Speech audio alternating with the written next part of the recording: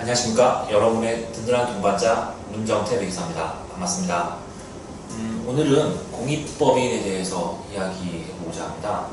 공익법인은 사장님들이 들으셨는지 모르겠는데 일반 회사는 사적이익, 즉 투자자나 주주를 위한 회사이고, 공익법인은 이익은 추구하지만 공공이익을 추구하는 회사라고 생각하시면 됩니다.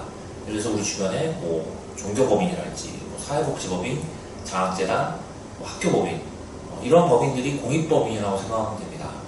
그러면 이 공익법인이 왜 갑자기 이제 화두가 되냐? 최근에 사회적 이익이랄지, 사회적 기업이랄지, 아니면 사회 환원해야 된다, 대기업이 사회 환원이랄지, 이런 개념들이 많이 이제 신문에 화두가 되다 보니 사람들이 공익법인에 대한 관심도 많아졌습니다. 그래서 공익법인은 특히 세무서에서 세금 때문에, 증여세 문제 때문에 특히 관심이 있고, 이걸 잘 설립하는 데 있어서 주의를 하지 않는다 할지, 운영에 있어서 주의를 하지 않으면 세금을 부당하게 받을 수 있으니 이 점 꼭 유념하시기 바랍니다. 오늘은 공익법인에 대한 질문에 대한 답변을 드리고자 하고요. 그 첫 번째 공익법인 질문에 대한 답변입니다. 강남구에서 제약회사를 운영하시는 강 사장님이신데, 이분이 제약회사를 오랫동안 운영하시다가 장학재단, 즉 고향의 후배들의 어려운 후배들을 돕기 위해서 장학재단을 설립하시고자 했습니다. 설립을 했습니다. 그런데 그 이후에 세무서로부터 출연재산 보고서 제출 안내문을 받게 되었습니다. 이게 강 사장님 입장에서는 갑자기 자기가 좋은 일을 하려고 장학재단 설치하고 운영하고 있는데 세무서에서 이렇게 신고하라고 하니까 너무 당황스러웠죠. 그러니까 개념상 일반 회사는 법인세 신고를 할지 부가세 신고를 하는 건 당연한데, 이런 공익법인까지 이런 신고를 해야 되냐? 안 그래도 어려운 학생들 돕기 위해서 내가 이렇게 사재를 털어서까지 하는데 좀 억울할 수는 있습니다. 하지만 세무서 입장에서는 이런 공익법인을 통해서 증여세 탈세랄지 상속세 탈세랄지를 많이 하기 때문에 그리고 관리 차원에서 출연재산 보고를 꼭 받고 있고요. 출연재산 보고를 하지 않으면은 출연받은 재산의 1% 이상의 가산세까지 있으니까 이 점 꼭 유념하시기 바랍니다. 그러면 이제 어떻게 해야 되냐?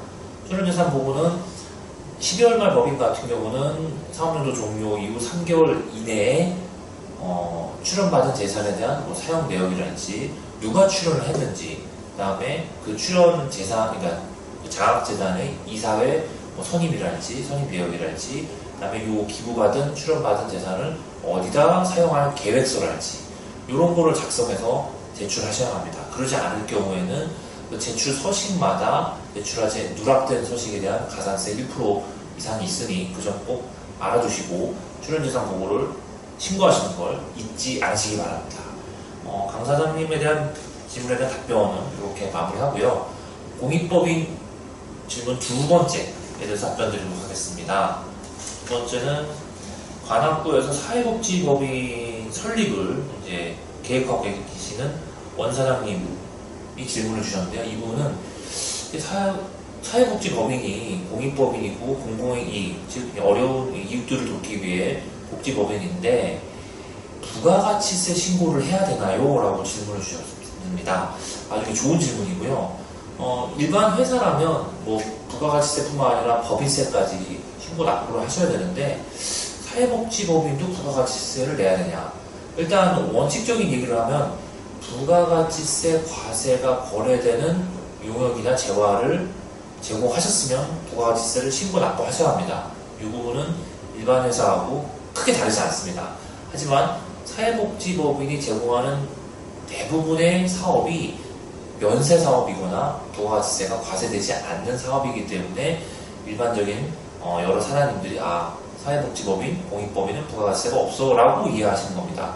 근데 예를 들어서 이런 게 있습니다. 사회복지법인인데 어떤 독지가께서 내가 이번에 사회복지 사업에 쓰세요라고 하면서 땅을 주실 수 있습니다. 토지나 건물을 그러니까 기부하실 수 있죠. 그러면은 그 건물을 받은 사회복지법인은 그 법인에서 물론 자기 사회복지 사업도 할 수 있지만 층이 여러 개다 보니 1층은 임대를 주고 2, 3층은 사회복지법인이 쓸 수 있습니다. 그러면 1층 임대에 대한 부가가치세를 신고하는 거를 꼭 잊으시면 안 됩니다. 왜냐하면 임대사업은 일반 회사가 영위하는 용역을 공급하고 동일하기 때문에 똑같이 임대 수입의 10%에 해당되는 부가가치세를 신고 납부하셔야 합니다. 즉 사회복지법인도 부가가치세를 내는 재화나 용역을 공급한다면 반드시 부가가치세를 신고 납부하셔야 합니다. 완 사장님이 질문 주신 건 정말 유용한 질문이고요. 이런 거를 모르시고 공익법인 운영하시다가 부가가치세 신고 안 했다가 가산세 된통 맞으신 사람들이 많으시니까 꼭 유념하시기 바랍니다. 다음에 공익법인 질문 세 번째인데요. 세 번째는 강남구에서 의료법인을 계획하시는 정 사장님이 질문을 주셨네요. 의료법인이 이제 하다 보니 의사분들께서 이렇게 모이셔서 하는 건데, 의료법인도 일반적으로는 공익법인보다는 영리법인에 해당되고요. 하지만 의료법인에서도 별도로 자격제도라든지 사회복지 사업을 위한 법인을 설립할 수 있습니다. 이 정 사장님 질문도 이런 내용이었습니다. 본인들이 공익법인을 세워서 운영하고 싶은데 이게 공익법인에도 이사가 있어야 된다라는 건 아는데, 그럼 이사가 몇 명이어야 되냐? 너무 많으면은 이게 또 이사 구성원도 너무 많으면 이게 의사록이 이제 결정이 안 될 수도 있고, 너무 또 적으면은 또 부담 때문에 또 그분의 독단 때문에 그 법인이 엉뚱한 대로 방향이 흘러갈 수도 있기 때문에 이사의 구성이 굉장히 중요한 건 맞습니다. 하지만 법에서 딱히 이사의 구성이 몇 명이어야 된다라는 건 없고요. 다만 출연자, 즉 기부를 하신 분들이 이사회 구성의 3분의 2 이상이 되지 않도록 그런 제한 규정만 있습니다. 예를 들어서 어떤 분이 출연을 하셨습니다. 가라는 분이 출연을 하셨고, 그 다음에 이사회 구성을 예를 들어서 한 명만 한다 할지, 그 가라는 분으로 한 명만 한다 할지, 이러면 안 됩니다. 이사회 구성은 웬만하면 출연자분은 제외한 다른 제3자의 이사들로 구성하시는 게 세무서에서도 이 공익법인을 좀 이렇게 어떤 탈세 목적으로 하지 않는다는 걸로 이해할 겁니다. 즉 요약하자면 출연자께서 이사가 될 수도 있습니다. 하지만 3분의 1까지만 되고 3분의 1 이상 되는 이사 구성을 하면 세무서에서 그건 증여세 대상으로 보니까 이 점 유의하시기 바랍니다. 정 사장님께서도 이사의 구성수를 문의하셨는데, 처음에 설립하실 때 잘 계획을 하셔서 이사 구성을 너무 많이 하면 또 안 되고 너무 또 적게 하면 안 되니까, 제 경험상에는 큰 규모에 따라 다르겠지만 최소 한 5명에서 한 10명 가까이를 이사 구성원으로 하시는 게 좋을 것 같습니다. 특히 자산이 크고 운영해야 할 의사결정이 많으면은 이사님이 많은 게 좋겠죠. 설립하실 때 이런 부분을 놓치시면은 공익법의 설립이 취소가 될 수 있으니 이 점 꼭 유의하시기 바랍니다.